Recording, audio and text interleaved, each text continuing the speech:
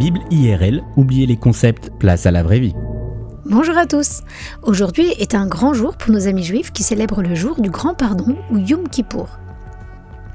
Et cette histoire du grand pardon, vous pouvez évidemment la retrouver dans la Torah, dans le livre du Shemot, ou plus simplement dans la Bible, dans le livre qui s'appelle le livre de l'Exode.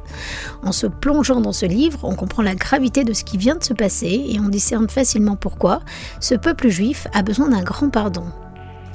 Le peuple juif a besoin d'être pardonné parce qu'il a trahi son Dieu. Comment peut-on trahir Dieu ?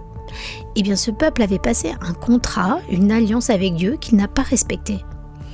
Les termes du contrat stipulaient que Dieu prendrait éternellement soin de son peuple, le bénirait, lui donnerait de vivre dans la paix et l'abondance, et le peuple juif en retour s'engageait à aimer son Dieu de tout son cœur et à lui être fidèle. Dans Exode au chapitre 20, Dieu donne des directives très claires. « Je suis l'Éternel ton Dieu qui t'a fait sortir de l'Égypte, de la maison de l'esclavage. Tu n'auras pas d'autre Dieu devant moi, car moi l'Éternel, je suis un Dieu jaloux. » En d'autres termes, Dieu est en train de dire à son peuple « Je t'ai délivré de l'Égypte. Grâce à moi, tu n'es plus esclave. Je t'ai déjà prouvé ma bonté, ma fidélité. Je t'ai sauvé de l'ennemi. C'est moi le seul vrai Dieu, l'Éternel. Ne me trahis pas, ne me sois pas infidèle. Je ne le supporterai pas. » Mais ce peuple, comme on l'a compris, va trahir son Dieu en se prosternant devant une statue, un faux Dieu qu'on appelle une idole. Cette idole va devenir l'objet de leur adoration. En d'autres termes, ces hommes et ces femmes ne placent plus leur confiance et leur espoir en Dieu et rejettent son autorité. Et si vous avez déjà lu la Bible, vous savez que l'histoire de cette trahison va se répéter encore et encore. Tout comme dans un couple, dans une famille, un groupe de travail, la trahison a pour conséquence la séparation. Et cette séparation est douloureuse pour Dieu.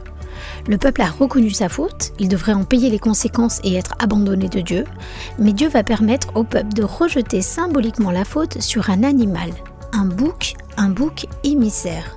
Le dit bouc émissaire portera la responsabilité de la faute et sera envoyé dans le désert, séparé du peuple.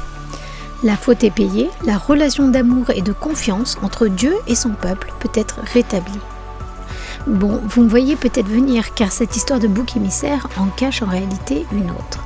L'histoire du grand pardon, c'est évidemment l'ombre d'une histoire encore plus belle et encore plus grande.